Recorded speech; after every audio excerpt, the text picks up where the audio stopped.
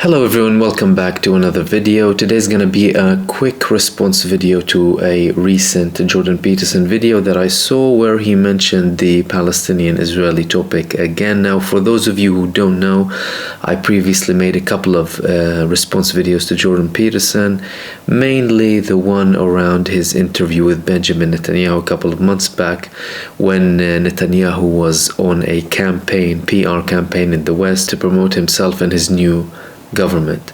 Now, recently, Peterson basically had an interview with a gentleman called Walter Russel Mead, and they discussed a couple of things. It's called Israel, Russia, China, Iran.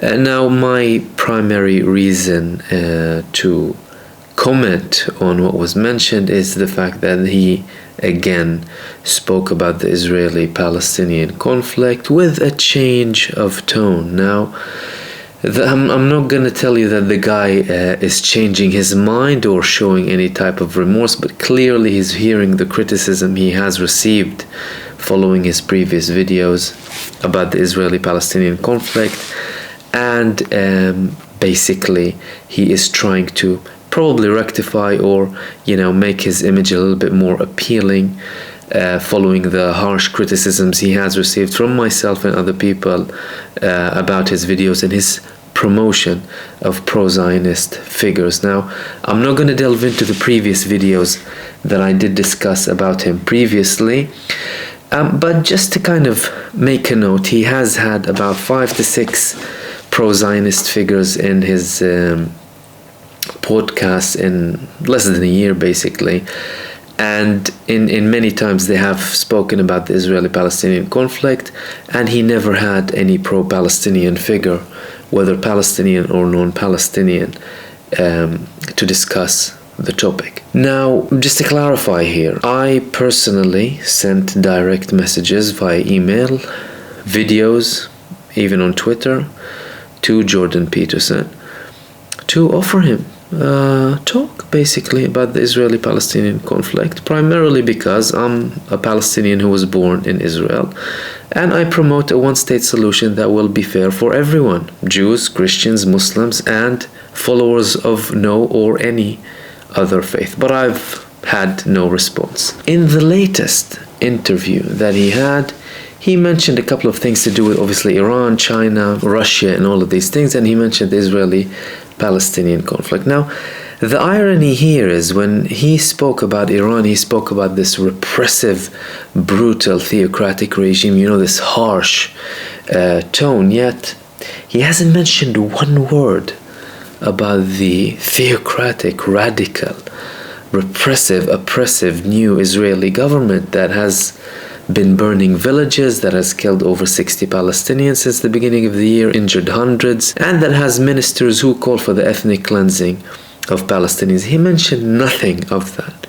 He just mentioned the subject again, referring to the guy he was talking to and some of his writing about the Israeli-Palestinian conflict. Now, they both mentioned a couple of things to do with the Palestinian side and the Zionist side as well. Jordan Peterson admitted that he had received a lot of criticism when it came to Palestine, and Palestinian audience wasn't very happy with the fact that he didn't portray the Palestinian side in the way that he should have, and he basically also noted a couple of other things that you can kind of make the case for the Palestinians that the UN didn't have the right and credibility to kind of give the state to the Jews in 1947. And also his guest actually spoke about the Nakba, which is the exodus or exile of the Palestinians following the ethnic cleansing campaign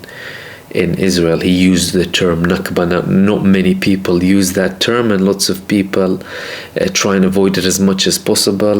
Obviously, from an Israeli perspective, people completely deny that there was a Nakba. They said people fled their homes. So the fact that he has a guest who actually uses the term Nakba is something positive, probably to clear some of the negative image that he's got following his recent interviews that he's had with Netanyahu and the others. Now, does that mean the guy all of a sudden became pro-Palestinian?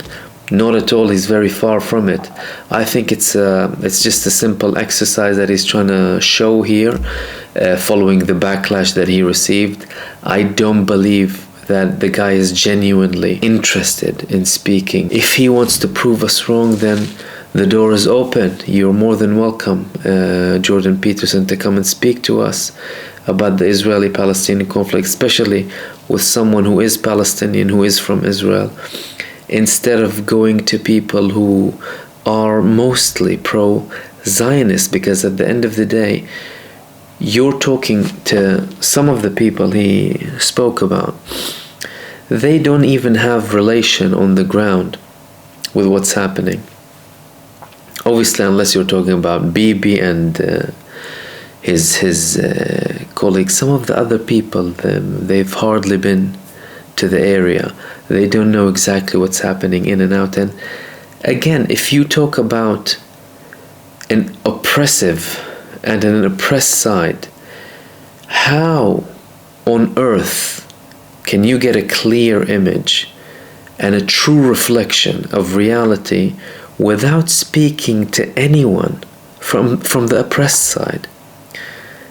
It's like speaking about slavery in America without speaking to anyone who was enslaved or were descendants of the enslaved people. It's like speaking about the indigenous Native Americans, from an American perspective, rather than speaking to people from the Native Americans. How is that going to actually work? A couple of other things that were mentioned in this interview, specifically to do with basically Zionism in Britain. A couple of interesting points actually that are true, that the idea of Zionism was Christian before it was Jewish, and that is very true. Not only with the evangelicals, to fulfill a biblical prophecy, basically, that the Jews will gather in Israel, and from their perspective, they wanted the Jews to gather, so that how they believe Jesus will come back, either all of them will basically convert to Christianity or vanish. And what's interesting about that is, not only this shows how Zionism itself has no connection, no genuine real connection with Judaism, apart from the name, by the way, like Mount Zion and Zionism, yeah, that's something else, but Zionism as a movement has no true connection to Judaism whatsoever. And you have many Jewish people, either Orthodox or non-Orthodox, religious and non-religious Jews, talking about the subject, so you don't have to hear it from me. People like the Torah Jews in America, many anti-Zionist groups across the world, and secular Jewish people speak about this. And as a matter of fact, if Israel was established as a safe haven for Jewish people, it is the most dangerous, statistically, the most dangerous place for Jewish people to be in. Ever since the establishment of Israel, over 28,000 Jews died in Israel, whereas in the rest of the world, hardly 200 Jews were killed due to acts of war. So over 28,000 killed due to acts of war. So how is it supposed to be a safe haven when you have so many casualties because of acts of war that the government is implementing on an ongoing basis? I mean, just in the last few weeks, ever since the government was established, during 2 invasion attacks in the West Bank, because, internationally speaking, these are occupied territories legally, so you need to call that invasion. Israeli forces murdered 22 people in 2 attacks, and over 40 on a day-to-day basis. The last most vicious act of terror was committed by Israeli settlers backed and supported by the IDF in West Bank when they attacked Hawara, which is a Palestinian village. They burnt houses and cars down, injured hundreds. People were almost killed because they were choking because of the smoke. And one Palestinian was shot dead. No one was brought to trial. There were 6 arrests, and all of them were released. No talk about terrorism. And that's an actual pogrom. That's what used to happen when Jews were persecuted in Germany in early 20th century. The same people who are claiming to be, victims of those atrocities and relating them somehow to the Palestinian people are committing the same atrocities. They're persecuting people on religious and ethnical basis, killing them, forcing them out of their houses, treating them as inferior, and working to ethnically cleanse them. And the people who are in power are giving full backing. So one of them said that, Fogel basically said that Hawara is besieged and burning, and this is what I want to see. So this is a government official in the coalition in Israel. You had the minister in the Ministry of Defense, or basically kind of a second Minister of Defense, Smotrich, basically was liking posts that were supporting what was happening in terms of pogroms in Hawara. So these people are giving a complete backing to what's happening on the ground. And obviously Netanyahu is just getting along with everything. So wasn't that relevant to speak about ever so slightly? You're talking about people in power claiming religious superiority and actively implementing a regime of religious and ethnic supremacy, which is basically an ethnocracy. I mean, some ex-IDF soldiers called it an ethnocracy, Israel. Many people who are protesting against what the government's doing are Israelis, are Zionists actually. Although, the protests that are going on at the moment aren't relating too much to the Palestinians, hardly, if ever. But still, wasn't that relevant to mention, especially when you talk about Iran and you talk about how repressive the regime is and the fact that it's a theocracy. What's happening in Israel at the moment is both a theocracy and an ethnocracy. They're taking control over the whole judicial system. They would be able to appoint judges wherever they wish, whenever they wish.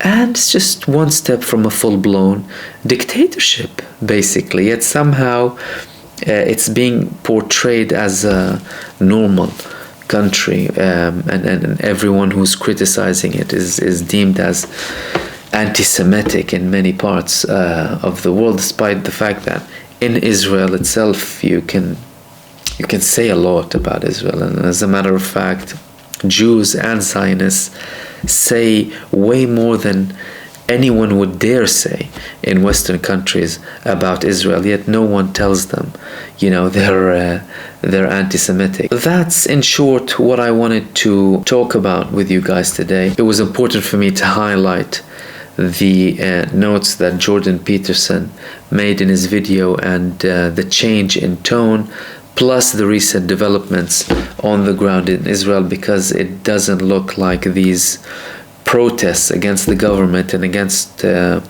reforms that the government is going ahead with, it doesn't look like they're going to stop at any point, despite the fact that the government is pushing with all force to divert the attention onto the Palestinians. And they even, in my opinion, I think that they're trying to ignite the ground as much as possible. They're trying to escalate as much as possible just to let the protest disappear, and for them to kind of move on more smoothly, because they're just gaining more and more momentum, and there's already massive talks about division within the Israeli society. And some people, ex-military people, are calling for refusal to serve, in the army if needs be, refusal to take part in and deal with the government altogether unless they backtrack with their plans to go ahead with the judicial reforms. And they're calling for mass strikes on an ongoing basis to basically disable the country altogether up until they get what they want from these protests. So it doesn't look like that's going anywhere anytime soon. And I'll hopefully have a couple of more videos soon to discuss in more detail about the latest developments. And I'll see you soon in the next video.